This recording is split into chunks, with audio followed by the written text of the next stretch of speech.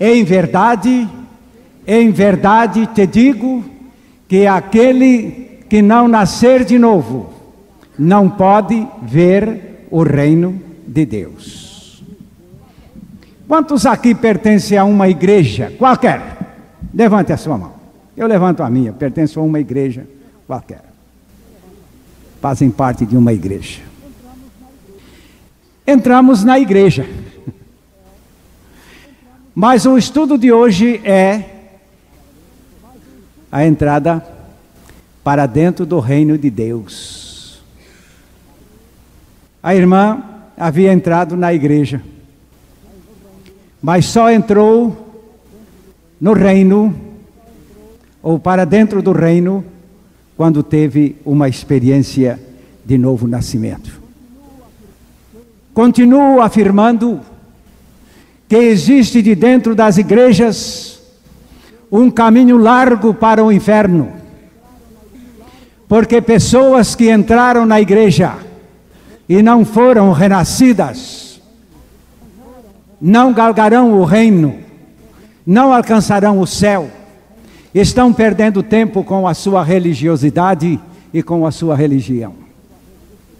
Estou baseado nas palavras de Jesus, quando ele declara que qualquer que, todo que não nascer de novo, não pode ver o reino de Deus. Lembro-me de um garoto que, quando afirmamos este versículo, ele me levantou esta pergunta: então a gente não pode ver o reino de Deus? Jesus disse que não. A gente vai entrar cego no reino de Deus, pastor? Eu disse: assim fosse, meu filho. O negócio é que você não vai ver o reino de Deus, porque não vai entrar lá. Então eu lhe fiz uma pergunta: você está vendo Nova York? Você está vendo Nova York? Ele disse: não, senhor. Sabe por quê? Ele disse: porque eu não estou lá. É exatamente quando Jesus disse: não pode ver o reino de Deus, porque de fato não vai entrar lá. Então eu lhe respondi: eu não estou vendo Washington, eu não estou vendo Tóquio, eu não estou vendo Paris, porque também não estou lá. Mas eu estou vendo o reino de Deus, porque entrei nele pela regeneração. E agora falamos então desta palavra reino. Quando Deus criou o homem, Ele criou, antes disto, o mundo. Todas as coisas foram criadas. E lá no texto de Gênesis 1, versículo 26, vamos verificar ali que para 3 coisas Deus criou o homem. Vejam aí, 3 coisas. A primeira, a segunda e a terceira, vamos lá. Também disse Deus: façamos o homem à nossa imagem, conforme nossa semelhança. Tenha ele domínio sobre os peixes do mar, sobre as aves dos céus, sobre os animais domésticos, sobre toda a terra e sobre todos os répteis que rastejam pela terra. O ser humano foi criado para ser, primeiro, a imagem de Deus. Segundo, para ser a semelhança de Deus. E terceiro, para governar o mundo. Está aí um mundo criado, e então Deus criou o homem para governar. Para governar. Estava tudo certo. Deus o Pai criando um governador para a terra. Mas no triste capítulo 3 de Gênesis, os nossos pais se renderam ao diabo E desta forma, o reino que também se achava em mãos do homem, passou a ser controlado por aquele a quem ele se rendera. Foi desde ali, da queda do homem, que o governo deste mundo ficou nas mãos de Satanás. Vai mal para qualquer pessoa que negue este poderio do diabo na face da terra ainda hoje. A primeira parte encontramos no capítulo 14 de João, este verso mostrando que, versículo 30, mostrando que o diabo é o príncipe deste mundo. E isto disse o Senhor Jesus Cristo. Já não falarei muito convosco, porque aí vem o príncipe do mundo, e ele nada tem em mim. A primeira coisa que o Senhor Jesus disse, ele é o príncipe deste mundo. Você está ouvindo? É o diabo. E a outra coisa interessante é que Jesus disse, eu não vim aqui ser o sócio dele. Eu não tenho nada com ele. E ele tem nada comigo. Este mesmo Jesus aponta o diabo como príncipe deste mundo no capítulo 16 de João, o versículo 11. Do juízo, porque o príncipe deste mundo já está julgado. É verdade que ele já está julgado. Mas ainda continua reinando, porque ele tem os seus súditos. E súditos muito devotos, que não podem ficar sem ele. Um dia eu havia afirmado que um certo cidadão, o senhor precisa nascer de novo para entrar no reino de Deus. Ele disse, mas e se eu não nascer de novo? O senhor não vai para o reino de Deus. O senhor vai para o inferno. E ele me fez esta pergunta: por que ir para o inferno? Ele disse, para o diabo não ficar sozinho lá. Ele precisa de companheiros. O senhor não acha que isso tem graça?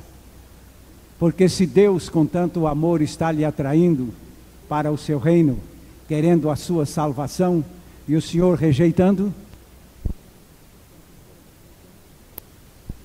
o que é que o senhor espera? E se o senhor quiser saber por que ir para o inferno, a minha primeira resposta é para o diabo não ficar sozinho lá, para que ele tenha companheiros. Mas no capítulo 12 de João, verso 31, o Senhor Jesus continua falando do rei deste século. Chegou o momento de ser julgado este mundo, e agora o seu príncipe será expulso. E é o que acontece. O príncipe deste mundo está sendo expulso de cada lugar e de cada ponto onde alguém, em nome de Jesus, lhe ordena a sua retirada. Nós temos no capítulo 4 de 2 aos Coríntios, versículos 3 e 4, mostrando que ele tem a sua grande chave básica para governar.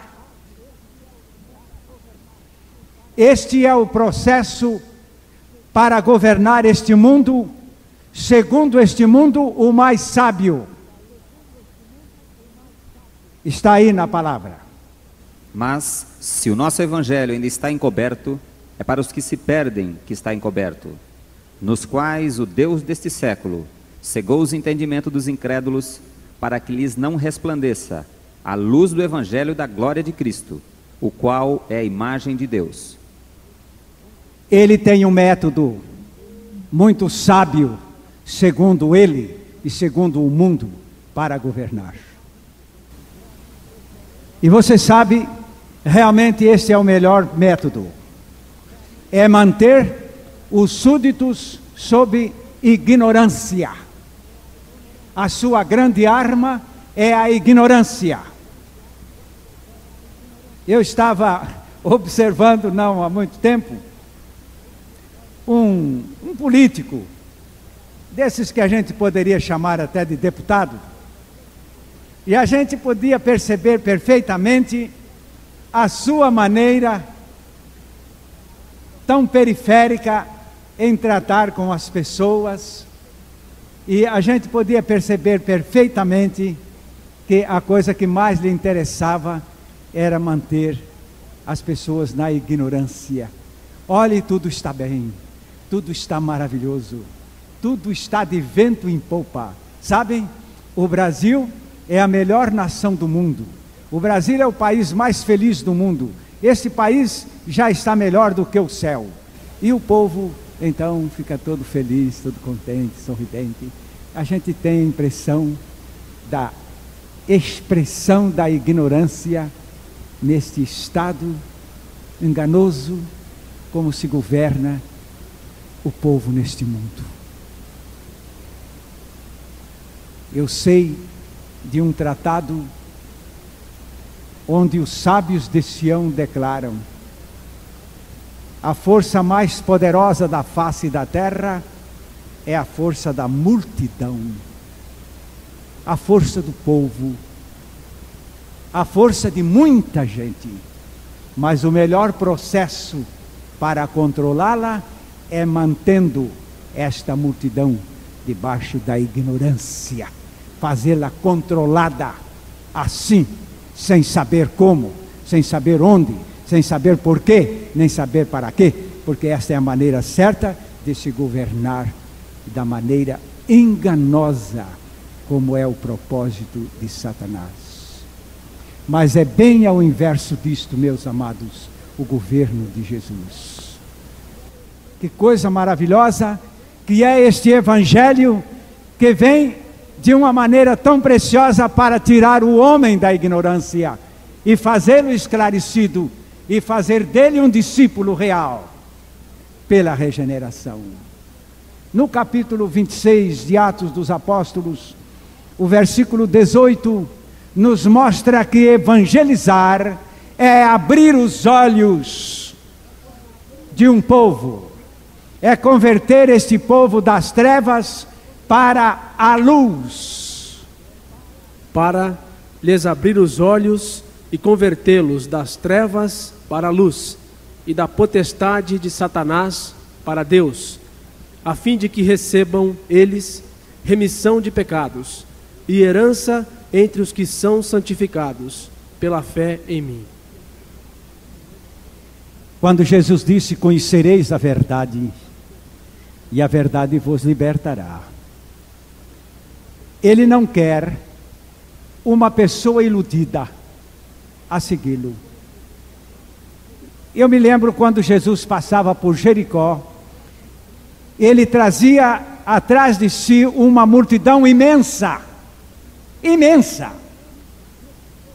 10, 15, 20 mil pessoas, era o que poderíamos pensar, uma multidão imensa. De repente, o Senhor Jesus deixa aquela enorme multidão no meio da rua e vai lá para debaixo de uma árvore para buscar um homem por nome Zaqueu. E ele quis ter contato com Zaqueu, sabe por quê?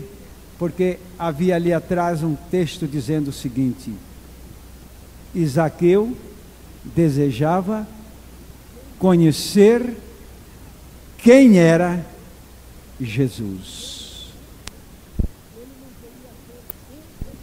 Ele não queria ser um como tantos, ele queria conhecer a Jesus.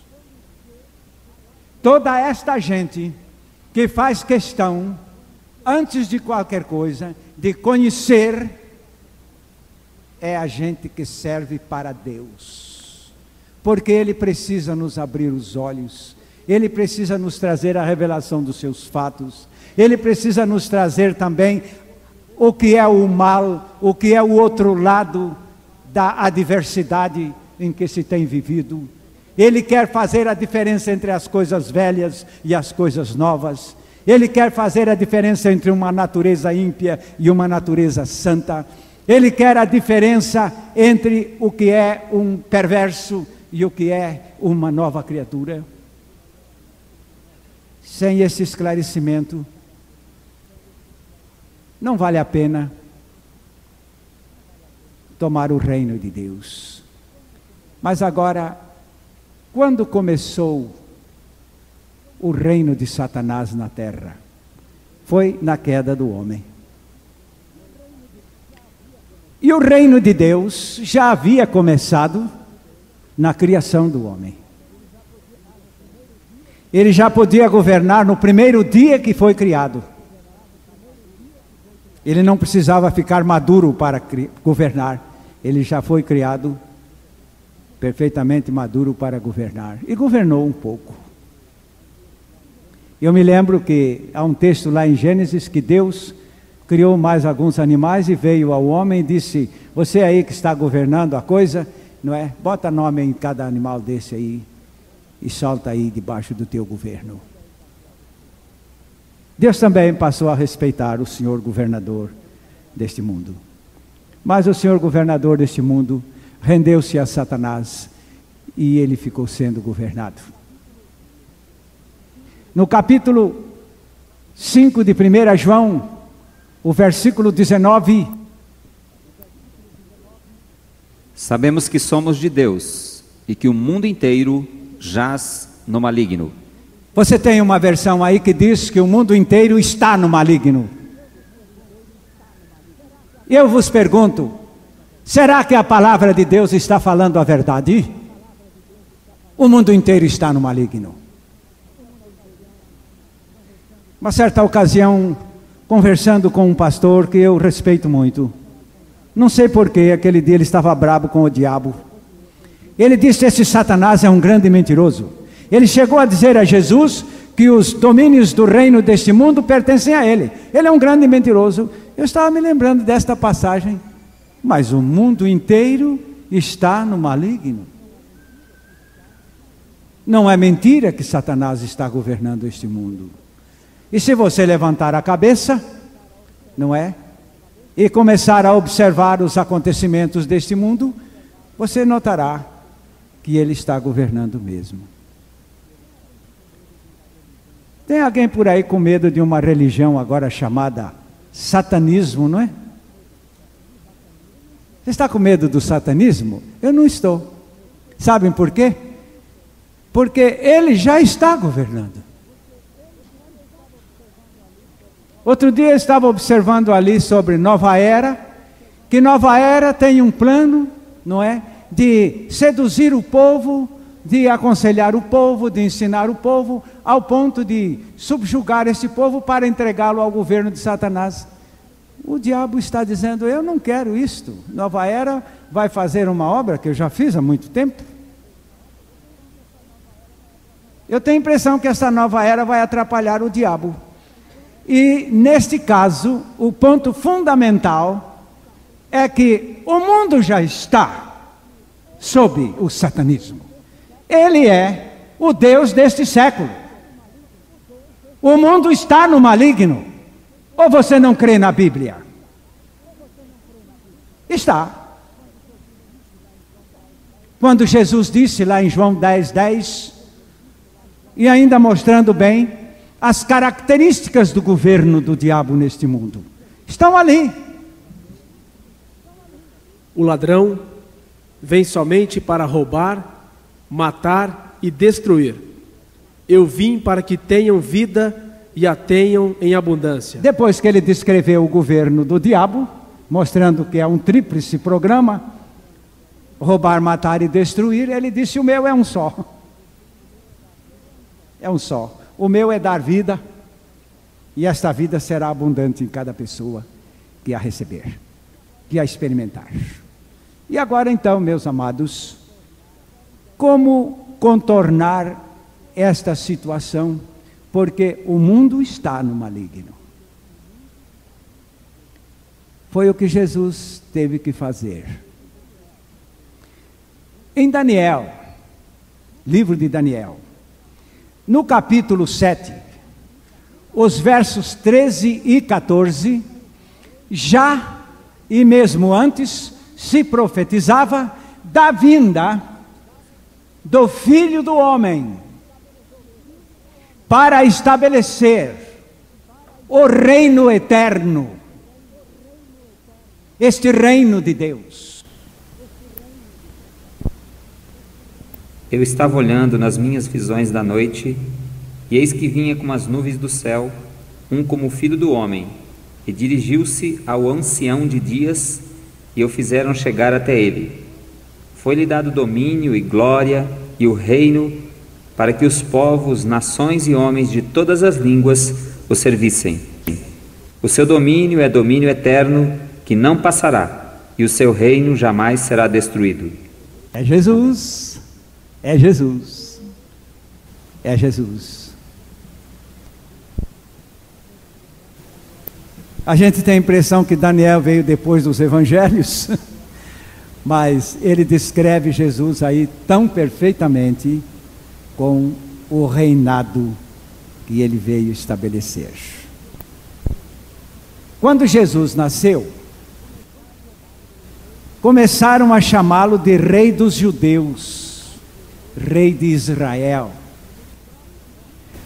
Os próprios apóstolos seguiram a Jesus, um tanto interessados neste reino de Israel, que de certo Jesus veio estabelecer. E em Lucas capítulo 4, versículo 43, o Senhor Jesus, como nunca escondeu este fato, sempre anunciava o seu reino. Anunciava o seu reino. Ele, porém, lhes disse: é necessário que eu anuncie o evangelho do reino de Deus, também às outras cidades, pois para isso é que fui enviado. Ora, este era um programa pré-estabelecido pelo Pai, dizendo: você vai nascer na terra, e você vai invadir o reino de Satanás, que está sobre o mundo que eu criei, e você vai estabelecer agora o reino de Deus. Você vai chegar e vai anunciar e vai promover e vai manifestar este reino de Deus. E ele, na mensagem de Mateus, chamou este reino de Deus de reino dos céus. Aí pelo capítulo 13 de Mateus, nós encontramos o verso 24, onde o Senhor Jesus aponta este reino de Deus como o reino do céu. Sabe por quê? Porque ele procede de lá, de onde foi que Jesus desceu. Ele disse isto: ninguém desceu do céu, senão o Filho do Homem que está no céu. Portanto, este reino que ele veio estabelecer procede de lá. Por isto se chama reino do céu. Vamos ler. Outra parábola lhes propôs, dizendo: o reino dos céus é semelhante a um homem que semeou boa semente no seu campo. Verso 31. Outra parábola lhes propôs, dizendo: o reino dos céus é semelhante a um grão de mostarda que um homem tomou e plantou no seu campo. O 33. Disse-lhes outra parábola: o reino dos céus é semelhante ao fermento que uma mulher tomou e escondeu em 3 medidas de farinha, o até 44. ficar levedado. O reino dos céus é semelhante a um tesouro oculto no campo, o qual certo homem, tendo-o achado, escondeu. Já no Evangelho de Marcos,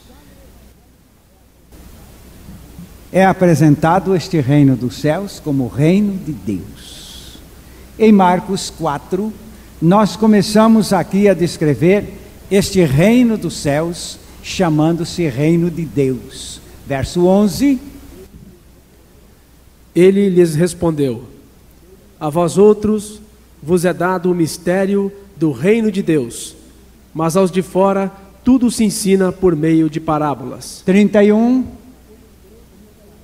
É como um grão de mostarda, que, quando semeado, é a menor de todas as sementes sobre a terra. 26. Disse ainda: o reino de Deus é assim, como se um homem lançasse a semente à terra. E o verso 30. Disse mais: a que assemelharemos o reino de Deus? Ou com que parábola o apresentaremos?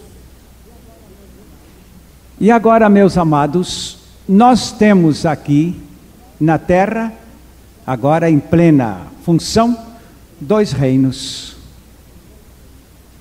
Dois reinos.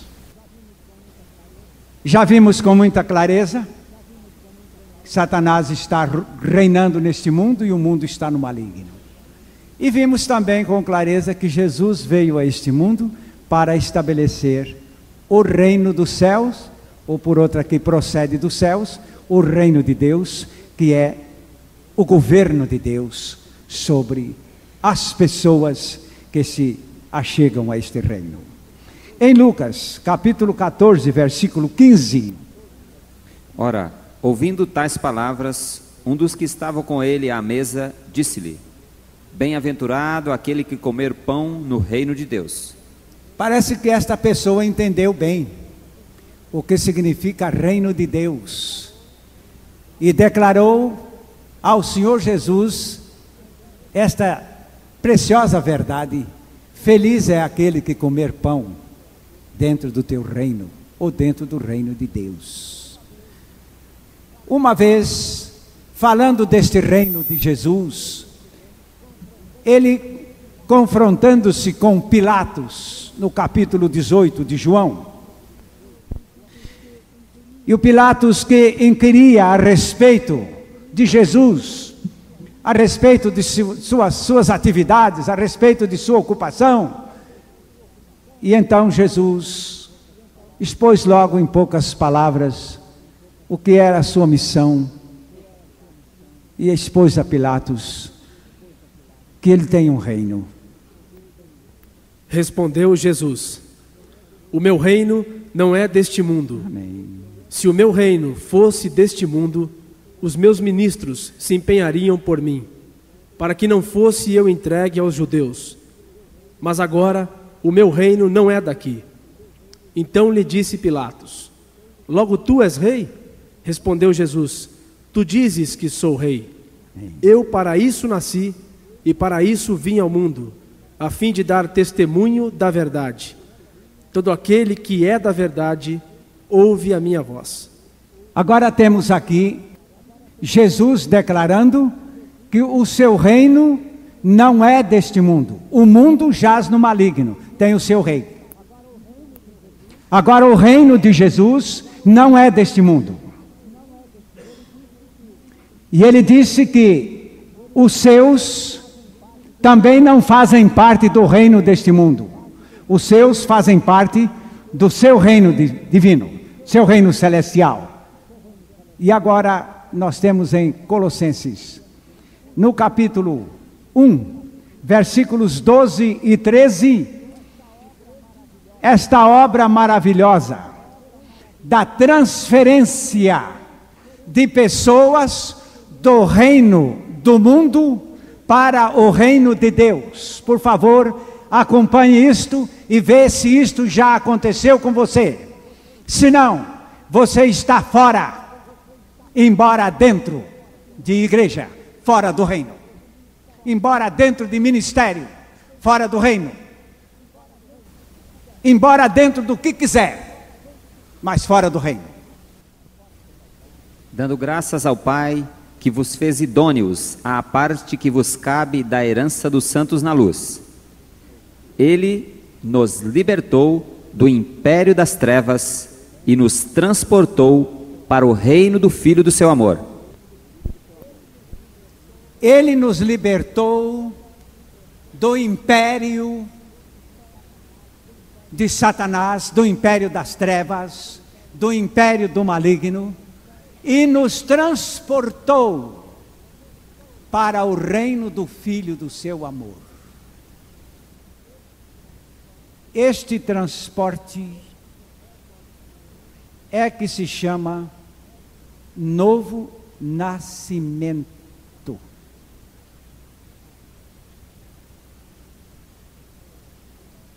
Ô, irmão Sidney, você é brasileiro?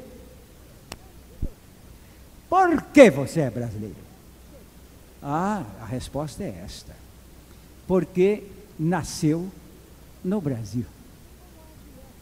E como é que esta gente quer entrar no reino de Deus sem nascer?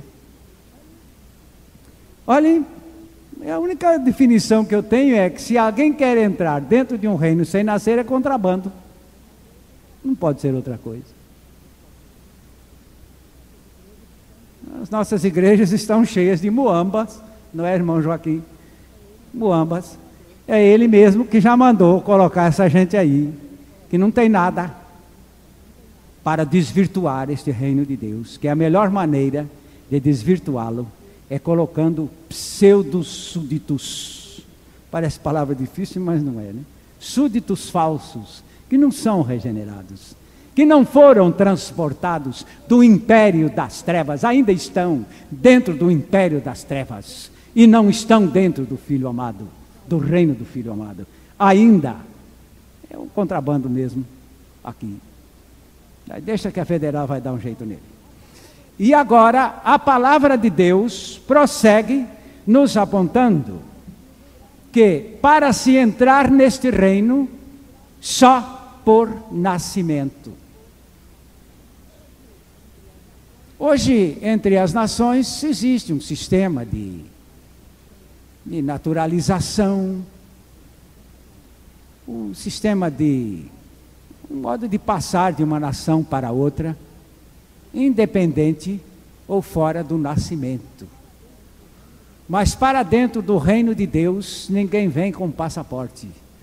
Tem que vir com o nascimento. O único processo para se entrar neste reino. Agora, o que é o novo nascimento? Mas primeiro vou lhes contar uma mentira. Faz algum tempo, aliás, já não fará muito tempo, porque esta fita está gravada lá em casa, que ouvimos um pastor, e podemos ouvi-lo a qualquer momento, porque a fita está lá, que expôs a glória do reino de Deus neste mundo. Falou tanta coisa boa a respeito deste reino, e disse que as pessoas, para passarem do reino de Satanás para o reino de Jesus, só pelo novo nascimento. E então, ele tornou a coisa tão solene para lançar o seguinte disparate. Agora quero dizer aos senhores como é que se pode entrar para dentro deste reino. Vou lhes dizer, preciso ser claro, preciso expressar toda a verdade. Mas disse uma grande mentira. Ele disse: entra-se para dentro deste reino pelo batismo. Não apoiado. A palavra de Deus não aceita isto.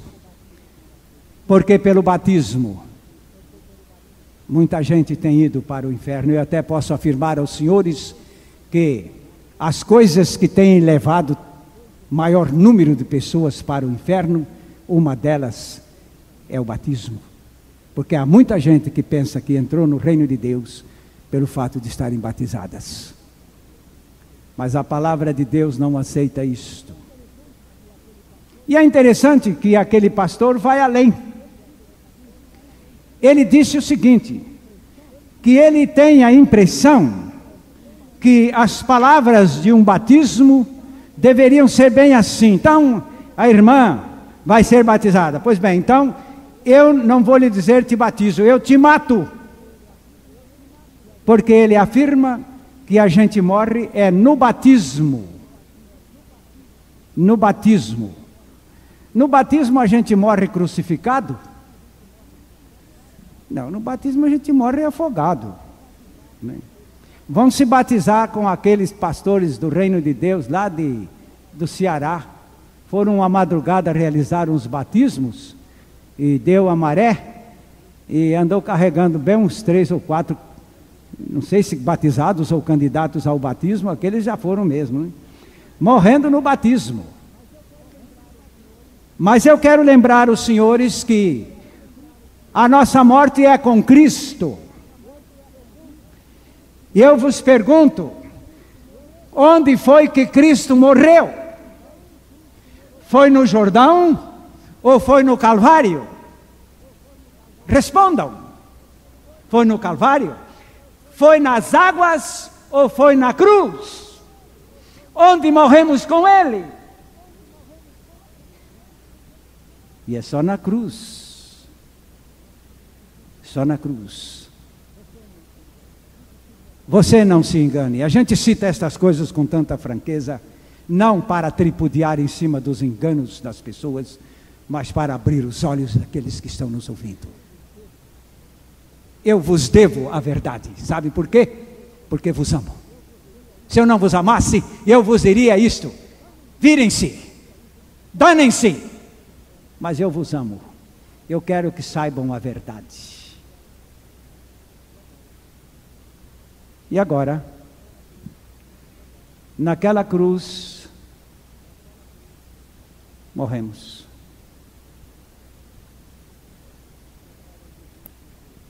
E agora Jesus nos levou à morte naquela cruz.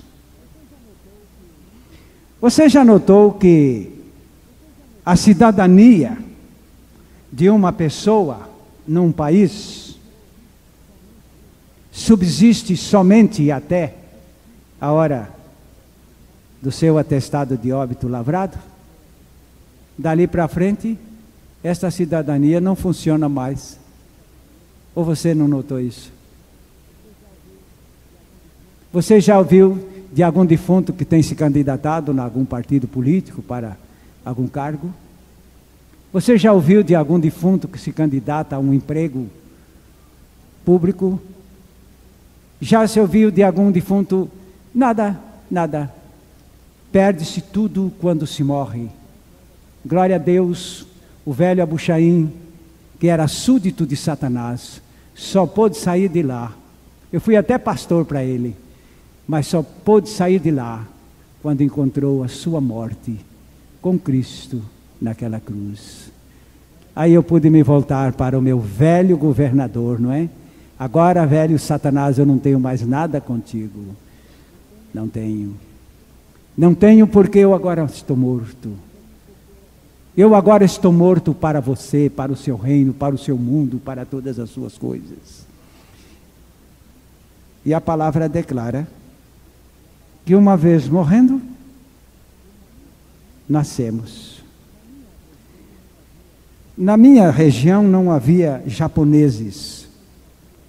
Quero dizer, a região onde eu fui criado. E bem tarde na minha vida foi que eu fui ver o primeiro japonês. Mas a gente ouvia falar dos japoneses. E comentava-se isto dizendo que se tratava de um povo muito inteligente. Esta honra os japoneses têm durante o tempo da minha ignorância. Eu pensava que seria um povo muito inteligente. Até seria bom não ter conhecido os japoneses. Eu pensava mais do que me pareceu depois. E a essa altura, eu ouvia alguém dizer assim: eles são tão inteligentes que quando eles morrem aqui no Brasil, eles nascem no Japão. Acaba de morrer aqui e já estão nascendo lá. Muita inteligência. Depois eu descobri esta coisa também muito inteligente, destas pessoas que morrem em Cristo, não é? E imediatamente nascem dentro do reino de Deus.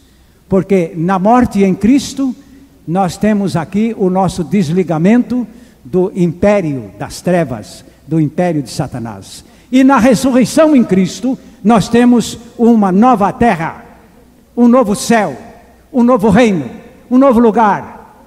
Ele chama aqui o reino do seu Filho amado. Parece que aqui está o tudo. Aqui está o tudo. Na ressurreição em Cristo, nós nos levantamos para uma outra coisa. Eu quero lembrar os irmãos que acham que morreram com Cristo e ressuscitaram com Cristo. Mas vejam bem,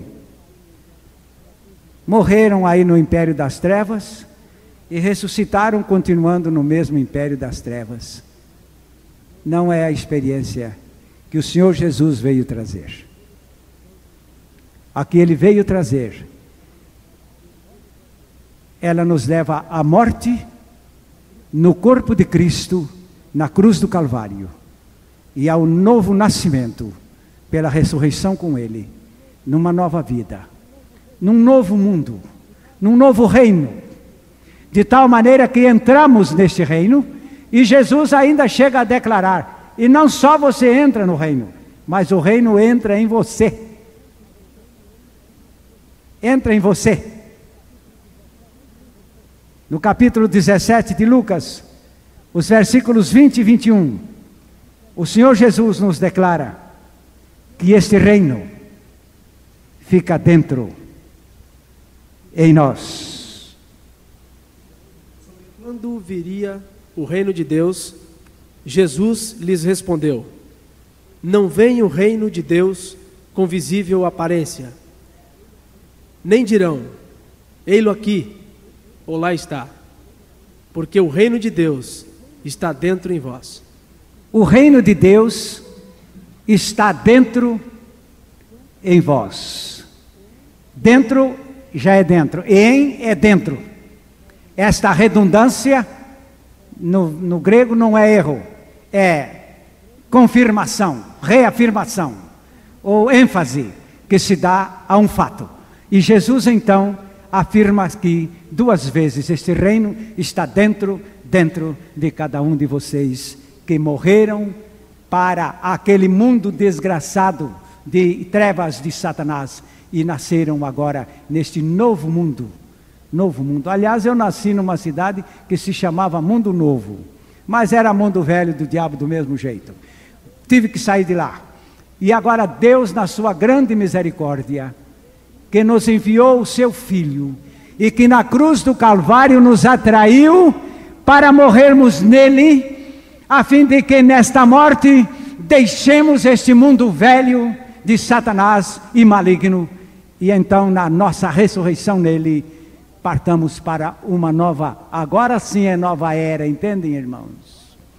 Agora sim é a verdadeira nova era. É aquela era onde Satanás não terá mais o seu governo.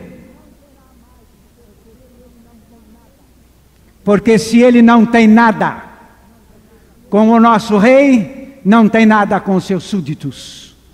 E em 1 João capítulo 5, versículo 18, esta gloriosa palavra nos mostra que o maligno fica tão alheio a uma nova criatura, ao ponto de nem poder tocá-la. Sabemos que todo aquele que é nascido de Deus não vive em pecado. Antes, aquele que nasce de Deus o guarda, e o maligno não lhe toca.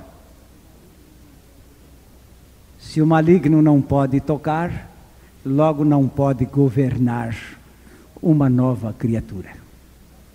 Finalmente, nós temos aqui em Apocalipse, no capítulo 17, os versos 13 e 14, falando da nossa reunião com Ele,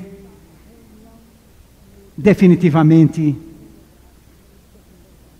num lugar completamente diferente deste mundo.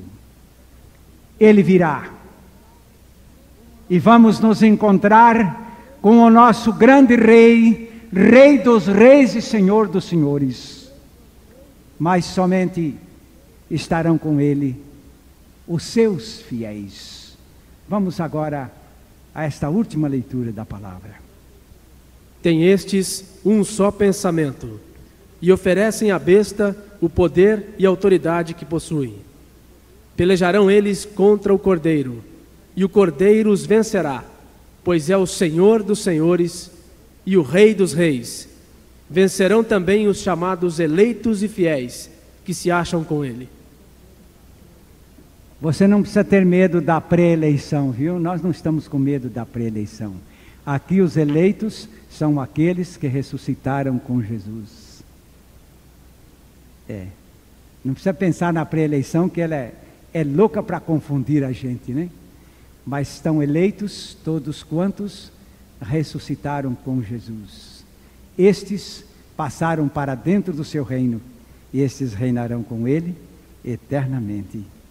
Glória a Jesus, glória a Jesus, glória a Jesus. Amém, meus amados? O nosso grande Rei, e de quem nós somos súditos decisivamente. Amém. A mensagem que você acabou de assistir faz parte do Ministério de Comunicação Palavra da Cruz. Temos um grande acervo de estudos bíblicos em áudio e vídeo. Distribuímos também gratuitamente o jornal mensal Palavra da Cruz. Entre em contato conosco pelo fone 0 operadora 43 3372 8900 ou pelo e-mail livraria@piblondrina.com.br. Visite-nos pelo site www.livrariapiblondrina.com.br ou acesse www.piblondrina.com.br. Graça e paz.